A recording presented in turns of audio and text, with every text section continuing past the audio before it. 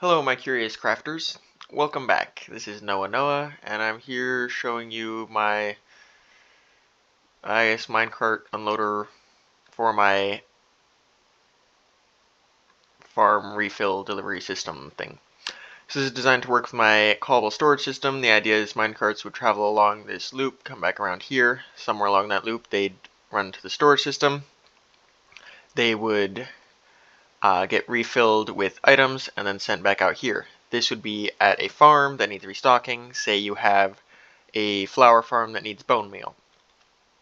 When the farm runs low on bone meal, this chest would empty out and it will send the minecart out to the storage system, request more bone meal. The bone meal would come back, get unloaded. The minecart will be ready to go request more, and then this chest would fill up and the flower farm would be ready to go with bone meal. Okay, so I'll show you it working real quick and then I'll explain what's going on. So we have a minecart going in. It has items and an address. The address gets filtered out here, and it will get unloaded. At first, those items will go into here so that it can, this is the items that will be sent to the storage system to request more, and then the rest of the items will get unloaded into the farm. And once that's done unloading, that will get sent on, be filled up with the items to request more, and once that's done, it'll get sent out to request more. If it was full, it would not get sent until it was low enough. Okay, so what the heck is going on? First things first, we have our address filter, so it'll detect when the minecart comes over, it will pull out the address. If that corresponds to this location, it will flip this rail around. This is directional, so if you have this rail initially flipped the other direction, say like this, then you can just replace that repeater with a redstone torch. That'll flip it the other way. As I have it right now, I need it to be a repeater rather than a redstone torch. So yeah, minecart comes in, gets sent into the system. If it did not correspond to the stop, if it didn't have the address, it would go on by. This gets sent. This will filter the address back into the minecart, so it still has it. It gets unloaded through this hopper filter here, and the way I have this set up, it will pulse. I'll explain why I want that in a second, but then this will stay on while the unloader is running. I have that running it into a series of single tick pulses. This is a rising edge single tick pulse. This is a falling edge single tick pulse. The rising edge single tick pulse will go into a pulse extender here.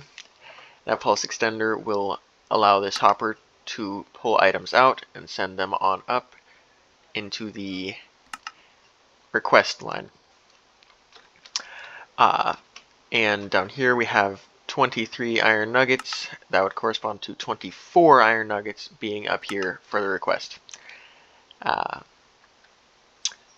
that's just +1. And then once that is done once that pulse extender is done, it will lock the hopper, letting items flow through to the farm. And then the reason I wanted this pulsing was I was able to steal that to clock this dropper line to bring the items back up. That I'm pretty proud of, feels pretty clever. I didn't have to have a clock or anything added in. I also, off of the pulse extender, added these 2 pieces of redstone dust to just stop the tower from ticking once it is done. And then down here we have a detection for when the farm is full enough, it has enough items, so that this will be shut. Right now it wants more items, so that's open. This will also only open so long as there are no items ready to be requested. So while there's items that still need to be sent into the minecart to be requested, it will leave this shut.